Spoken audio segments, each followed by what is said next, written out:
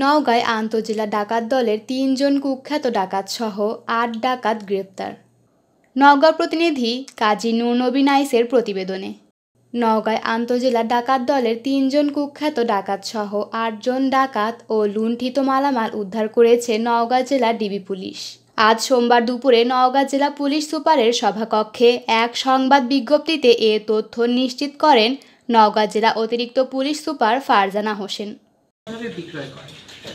কুখ্যাত ডাকাত মোহাম্মদ আব্দুল জব্বারের বিরুদ্ধে বিভিন্ন থানায় 10টি ডাকাতি ও চুরি মামলা এবং মোহাম্মদ নুরুজ্জামানের বিরুদ্ধে বিভিন্ন থানায় 4টি ডাকাতি ও চুরি মামলা এবং সেলিমের বিরুদ্ধে বিভিন্ন থানায় 8টি ডাকাতি ও চুরি মামলা রয়েছে।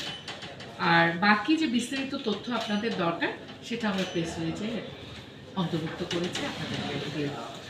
সংবাদ সম্মেলনে অতিরিক্ত পুলিশ সুপার বলেন, গত 23 এপ্রিল রাত আনুমানিক 7টা 45 মিনিটে সাপাহার থানার ইলিমপুর ব্রিজের নিকট রাস্তার পাশে ওত পেতে থাকা 4 জন অজ্ঞাতনামা ব্যক্তি একটি টমটম থামিয়ে টমটমের চালককে টেনে নামিয়ে গলায় চাকু ধরে হত্যার ভয় দেখিয়ে মারপিট করে তার অটো চার্জার ছিনতাই করে এবং অপর একটি ঘটনায় একই ডাকাত দল গত 25 এপ্রিল রাত আনুমানিক 3টায় মসজিদপুর এলাকা থেকে একটি অটো চার্জার ভ্যান চালককে আটক করে এলোপাথারি মারপিট করে অটো চার্জার ভ্যান ছিনতাই করে নিয়ে যায়।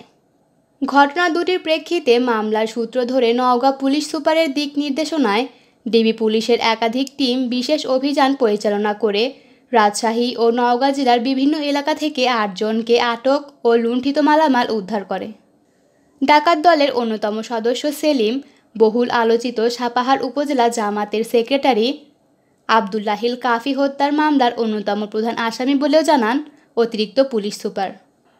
আটককৃতরা হলেন পরশা জেলার শোভাপুর উপজেলার আব্দুল হামিদের ছেলে আব্দুর রাজ্জাক, সাপাহার উপজেলার ধবলডাঙ্গা গ্রামের ইব্রাহিমের ছেলে মোহাম্মদ সেলিম ও চাঁপাইনবাবগঞ্জ জেলার গোমস্তপুর থানার পাথরপূজা গ্রামের আব্দুর রহমানের ছেলে নুরুজ্জামান। দৈনিক জয়সাগর।